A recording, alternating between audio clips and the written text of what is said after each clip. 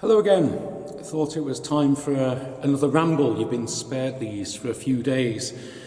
But I thought perhaps it might be worth us having a little reflection on this Easter season, this journey that we're on now. This week, ever since Easter Sunday, I found myself kept using the word joy. And I was starting to think, well, what does that actually mean? Especially in terms of the situation we're in at the moment, the difficulties and the hardship that so many people are facing, and indeed the bad news that you seem to get on the television and the radio every day. While I've been trying to stay very positive, obviously I've found some things difficult. Saying Mass on my own in an empty church or chapel, I've managed it for the most part, but I'd have to say that over Easter it was quite difficult. Those great services of Maundy Thursday, of Good Friday, the Easter Vigil and Sunday morning, Easter Sunday morning, I definitely missed congregation in a very, very real way. Obviously, these are meant to be, especially Easter, joyful celebrations. And I'd have to say that I was struggling a little bit this weekend to find that joy. And as we've gone into this Easter week, with a week of Easter Sundays, with Gospels all about the joy of the Lord's resurrection, I've been reflecting on that word, joy, on where it is. So as I say, perhaps I was finding things a little bit difficult. And then I was giving myself some tasks to do. And a funny thing happened. The other day, I was finally getting round to unpacking some of the boxes that had travelled with me from Little Lever here to Norden 6 months ago. Yes, I know, I've not got round to them yet. But as I was unpacking some of these boxes, I was discovering things that I'd forgotten about. Books, perhaps, that I knew I had, but somehow they just disappeared from my memory. And there was a moment of joy at rediscovering something. Obviously, it was also then a moment of time wasting because, as you know, when you do that, you then spend time sitting, reading through the books or looking through the photo album or whatever it is, and the job that you were meant to be doing takes about 6 times longer than it should do. But it struck me that joy is there to be found. And I was telling myself that I had to make sure that I was looking for joy, not just waiting for it to happen, but actually looking for it. And even in the difficult circumstances, actually seeking out that joy that God gives us. There was a little phrase that I found by the great poet John Donne when I was looking about this, who said, "Despair is the damp of hell. Joy is the serenity of heaven." So I was thinking, in this Easter week, to talk a little bit about finding that joy which is the serenity of heaven. Now, Pope Francis is big on this, as I'm sure you know. One of his first letters, his first teachings to the church, was called Evangelii Gaudium, the joy of the gospel. One of the features of his papacy, he's been telling us that as Christians, as people who believe in Jesus, we've got to let joy be a marker, not just of our private lives, but in what we actually show to the world. To let people know that the gospel is worth proclaiming because it is joyful. Let me read a little bit from his letter, because I think this is quite relevant at the moment. There are Christians whose lives seem like Lent without Easter. I realise, of course, that joy is not always expressed the same way at all times in life, especially at moments of great difficulty. Joy adapts and changes, but it always endures, even as a flicker of light, born of our personal certainty that when everything is said and done, we are infinitely loved.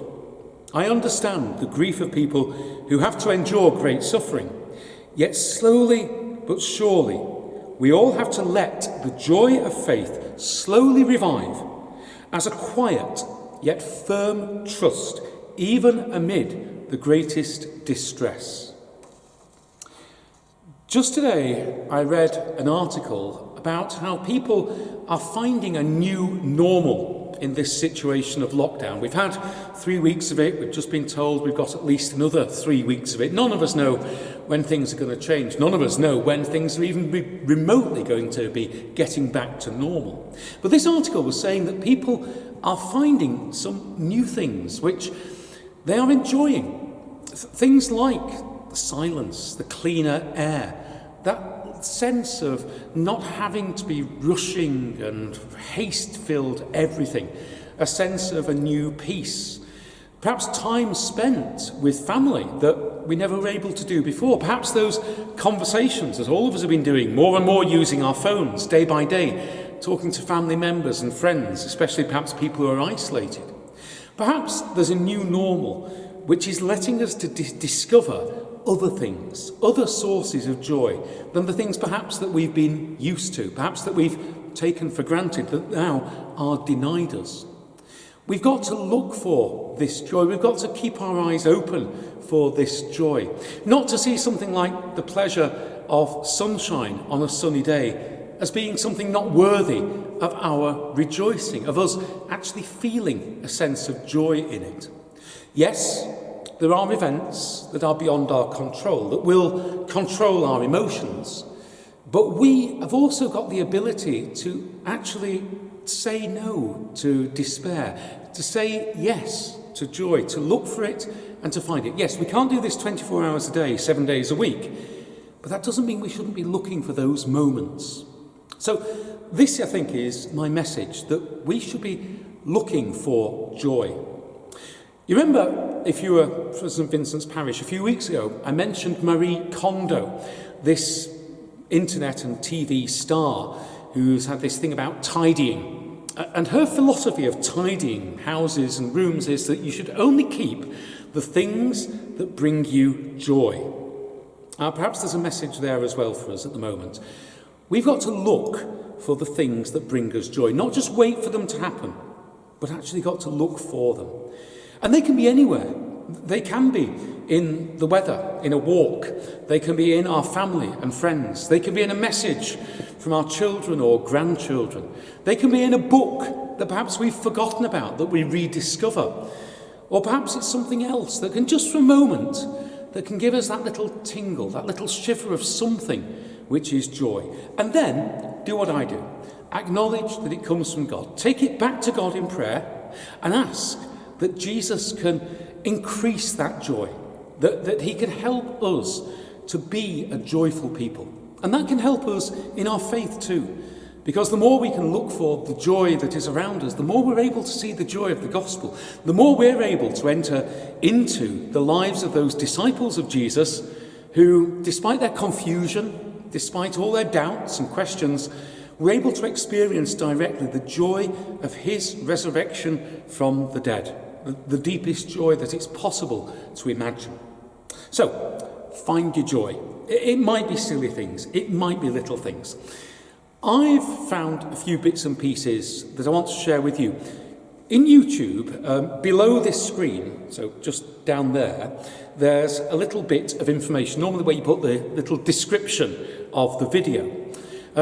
When you put more in there, there's a little word that says more. If you click on that, you'll find lots more bits. What I put down there for this is I put some links to other YouTube videos. Just little silly things that bring me joy. Now, this is a very personal thing, so you may very well disagree with this, so don't worry about that. It's just a personal thing.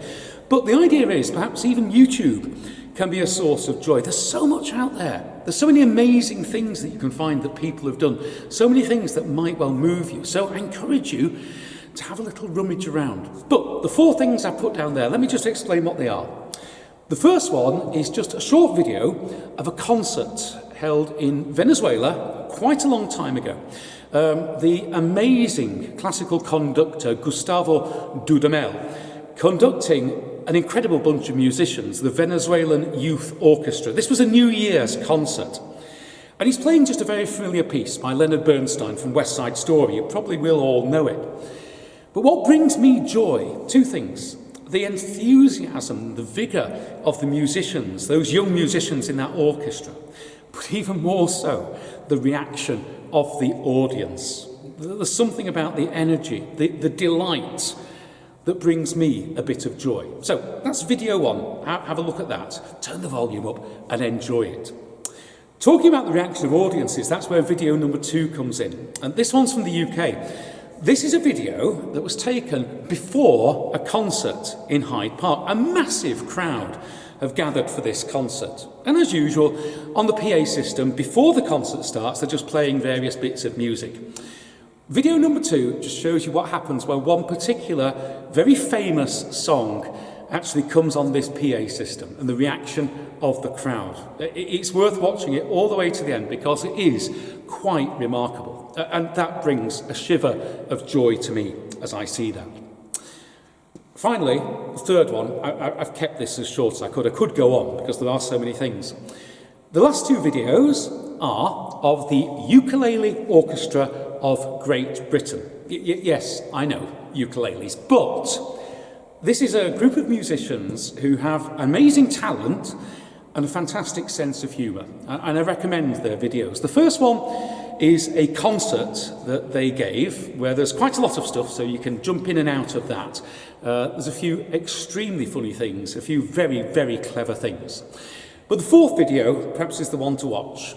That's something that they have done very recently. In this time of lockdown, how these members of this orchestra, each in their own homes, have contributed to a piece of music that I hope will make you smile the way it made me smile. So, look for joy. It might be hard to find.